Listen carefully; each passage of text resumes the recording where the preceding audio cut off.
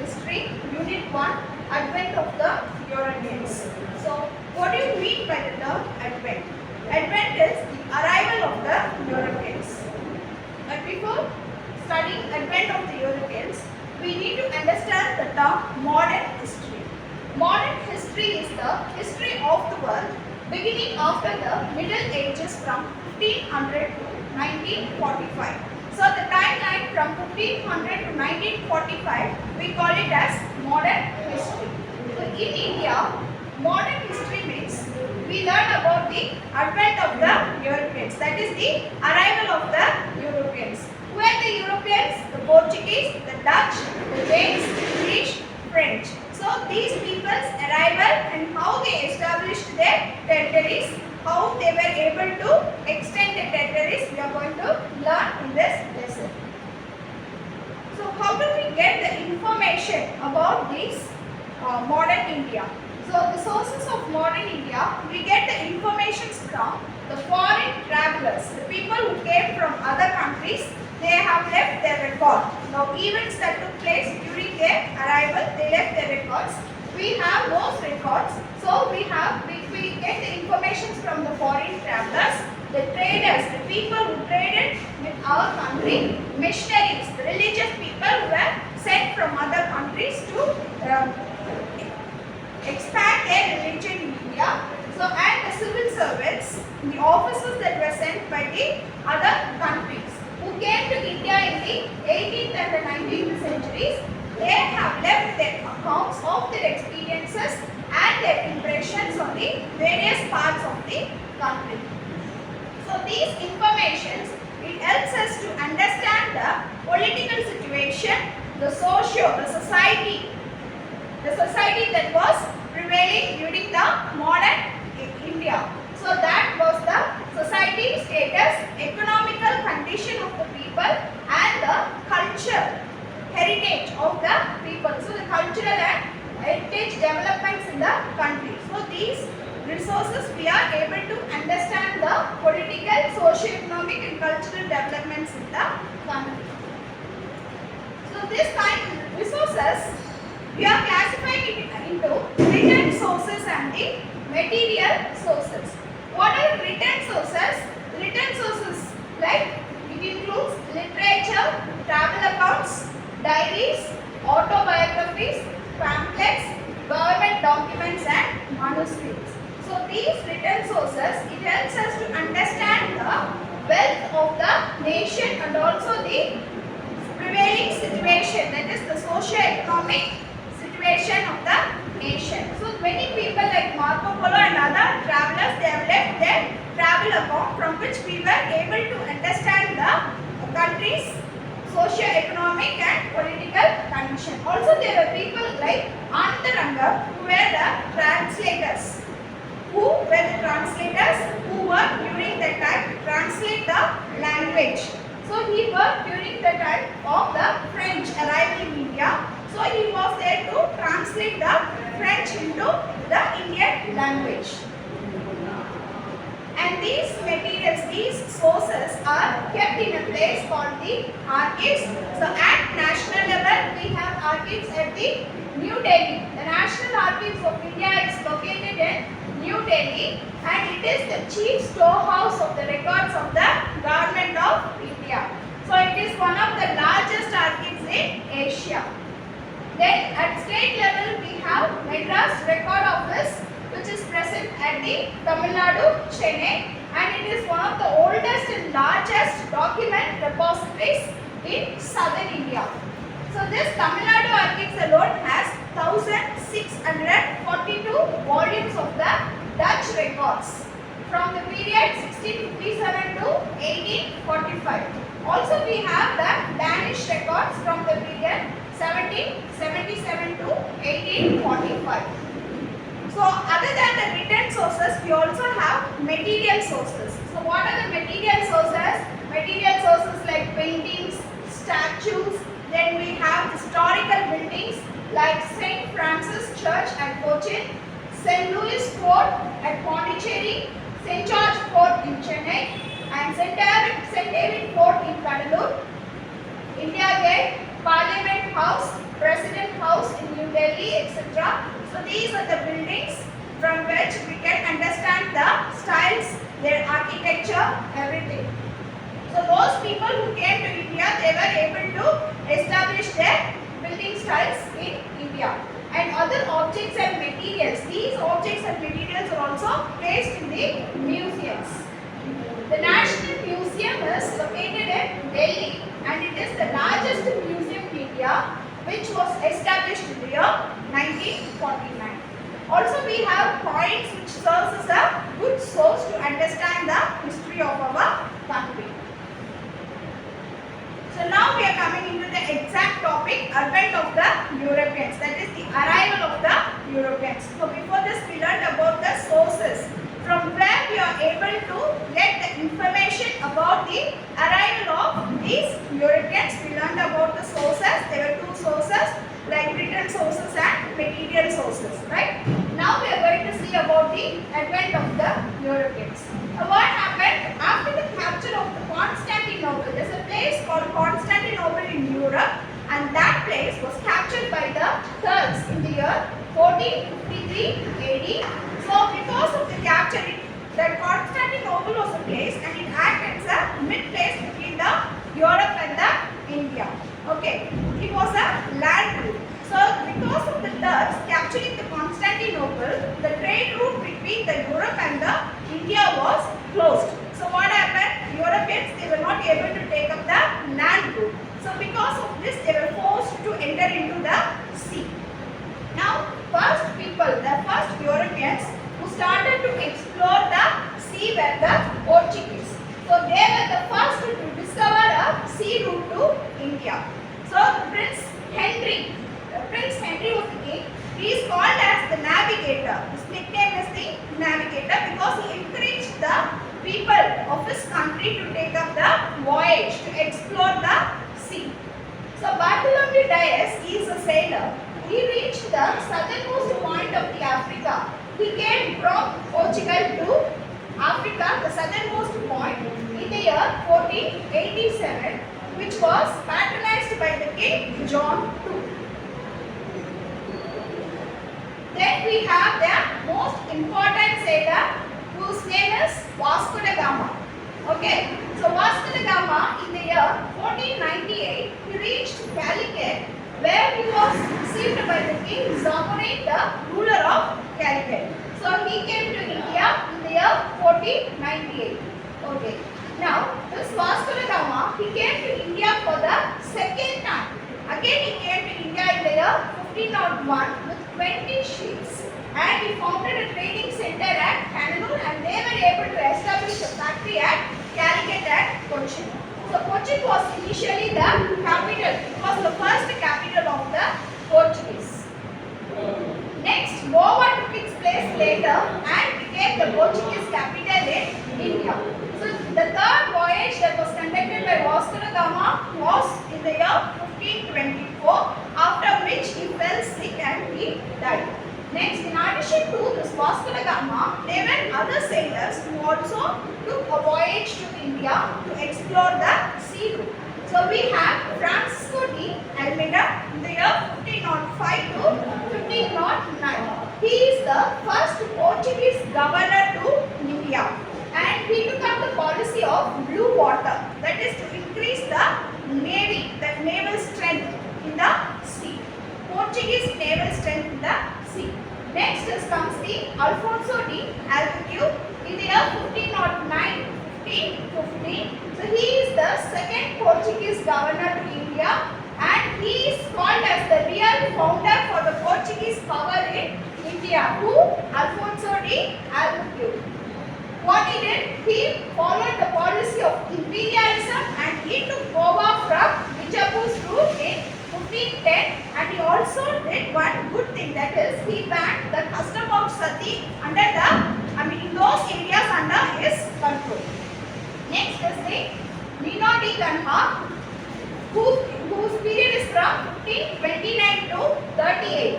What he did? He made Goa as the Portuguese capital. So initially we saw Cochin was the first capital of the Portuguese. Later, Nino da Canha, he made the Goa as the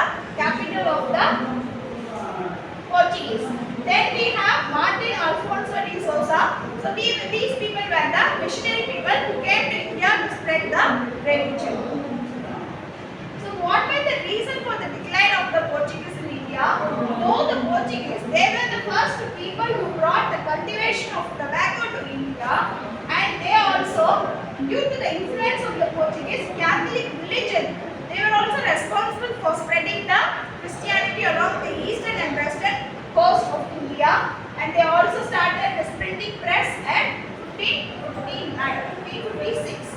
So what happened in the 17th century, the Portuguese power, they started to decline because of the arrival of the Dutch. So Portuguese were able to retain Goa, Diu, Daman till 1961. After that, Dutch started to enter into India. Now we have Dutch in India.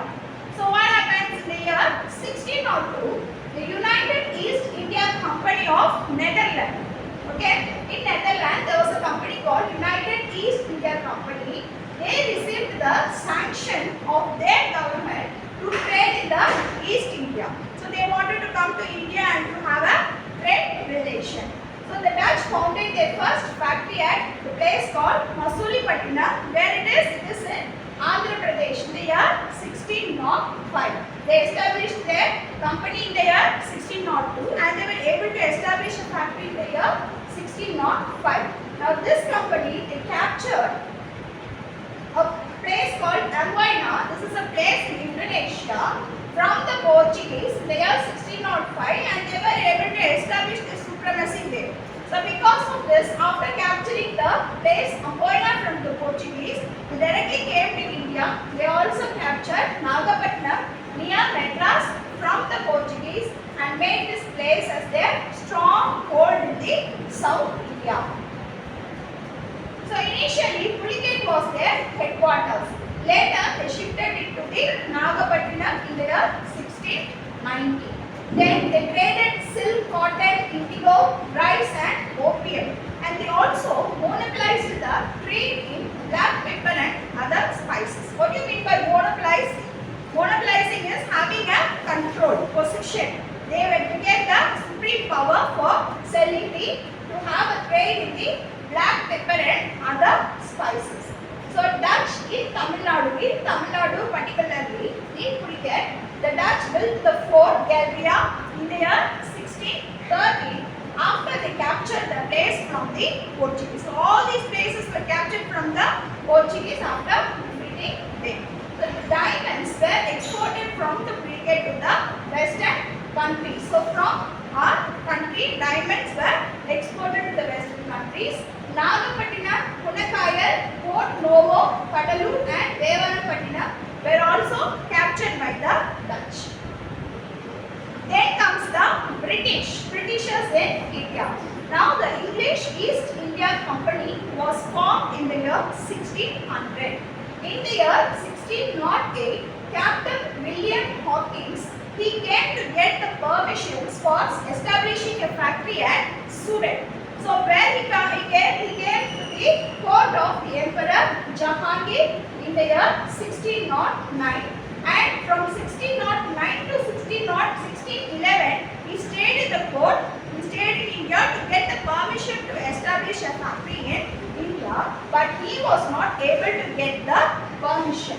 So what they did in the year 1611, the Mughal governor of Surat allowed the Captain Middleton, another captain called Middleton, he was able to get a permission to trade, to have a trade relationship in the Surat. So instead of getting the permission to establish a factory in Surat, they were able to get the permission to have a trade relationship in India, particularly in Surat. So English began to trading at Masulipatinam in the year 1611. In the year 1612, the Portuguese were defeated by Captain Thomas West in the sea of the Surat. So this defeat made Jahangir in the year 1613. It threatened Jahangir and he was able to, the Britishers were able to get a permission to set up a factory in India. So they were able to set up a factory under Thomas Albert. So by this way, East India Company established its permanent factory at Surat in the year 1613. Then Sir Thomas Roe, he reached Jahangir's court in the year 1650 and he was the ambassador of James I. In the year 1616, East India Company's first factory in the South India was set up at Masulipattnam. Now in the year 1632, the Sultan of Golconda, what happened? He issued a golden farman. Golden farman means they were given the permission to trade in the territory. So under the territory of Sultan of Golconda, the Britishers were able to have a free trade relationship. So he issued that privilege to the company. In the year 1633, East India Company's first factory in East India was set up at the places called Hariharpur, Balasur in Odisha. And then in the year 1667, Aurangzeb issued the farman. Farman means the same privilege. They can have a free trade relationship within the territory of this king. So Aurangzeb, he was able to establish farman to the company and it allowed him to trade in Bengal. In the year 1668, Bombay came under the control of the company from Charles to on lease. And Gerald Onge was its first governor. So now Bombay came under the control of the company in the year 1669 to 1677. Then in the year 1690, a factory was set up at a place called Sultanati by Job Charnock, which later converted into, now this factory was converted into Fort in the year 1696 and they renamed it as Fort William in the year 1700.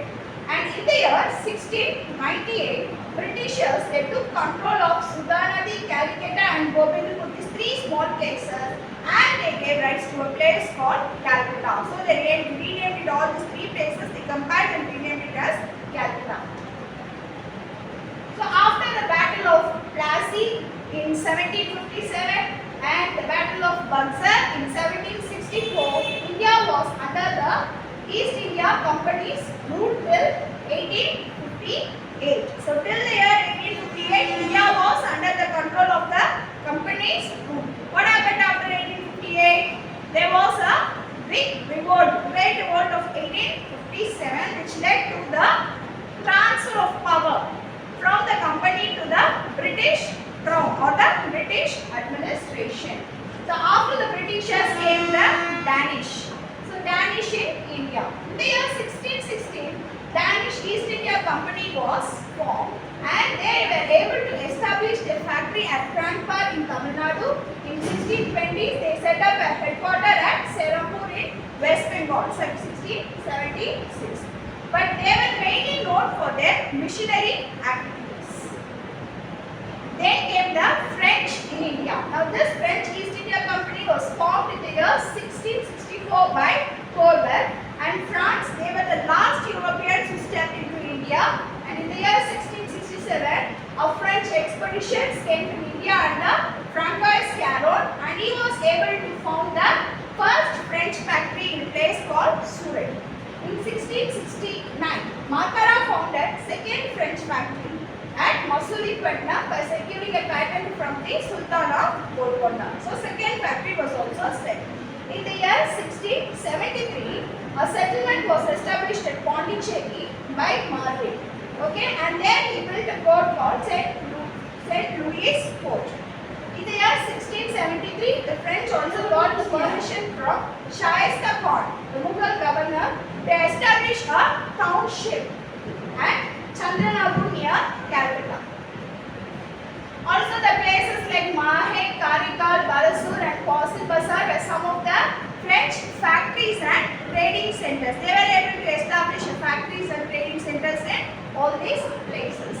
The French governor, Lenoir and Dumas, they strengthened the French power, especially from the year 1720 to 1742. So, from all the expeditions, the arrival of the Europeans, the Portuguese were first, initially the Portuguese came to India, after that came the Dutch. So there was a war between the Portuguese and the Dutch, and they were eliminated by the Dutch. Later on, these Dutch people, they were challenged by the Britishers. The French, they Then after the Britishers came the French, but this French people, they were constantly with war, constantly under the war with the Britishers and the European powers. So they were not fought mainly for the control of trade and the territories. So they were during that time there were 3 Carnatic wars which ruined the French, and the English were able to expand their territories. They were able to establish their supremacy. So the comparative success of the British over the other European nations was mainly because of their commercial competitiveness, their competitive spirit, the spirit of the supreme sacrifice of the British army, and also the support from the government, naval superiority, and the national character and the ascendancy in the Europe. So because of all these traits, they were able to establish their supremacy over other European nations. With this we come to the end of this lesson. Thank you.